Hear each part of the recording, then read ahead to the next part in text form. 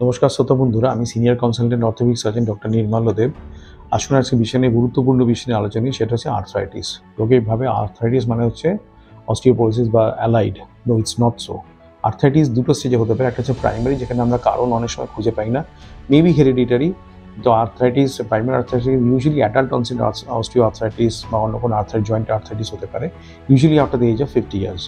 Secondary osteoarthritis হচ্ছে secondary to some other cause, maybe gout, rheumatoid arthritis, axial spondyloarthritis, সেখান থেকেও আর্থ্রাইটিসগুলো হয় যেখানে জয়েন্টটা নষ্ট হয়ে যায়। তো আর্থ্রাইটিস হয়ে গেলে এখন মডার্ন জামানায় আমাদের ট্রিটমেন্ট আছে। কীভাবে ট্রিটমেন্ট? অর্থোপেডিক্সে আমরা জয়েন্ট রিপ্লেসমেন্ট বা হচ্ছে রিউমাটোলজিতে বায়োলজিক্স আছে, যেখানে ওষুধ দিয়ে আপনাদের জয়েন্ট ডিগ্রেডেশনটাকে কন্ট্রোল করা যায়।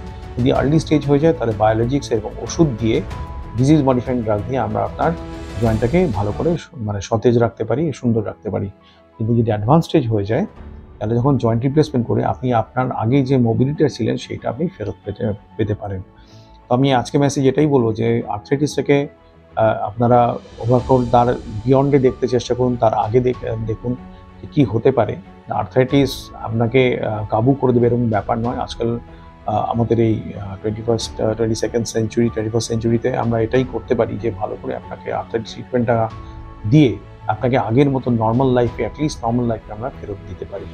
আজকে শোনার জন্য অসংখ্য ধন্যবাদ, এবং আপনাদের সবাইকে বলবো এই চ্যানেলের হেল্পলাইন নাম্বারগুলো আছে, আপনার যে কোয়েরি থাকে সেখানে অবশ্যই আপনারা ফোন করুন। আমরা আপনাদের 100% হেল্প করার চেষ্টা করব। আজকে শোনার জন্য অসংখ্য ধন্যবাদ। Thank you.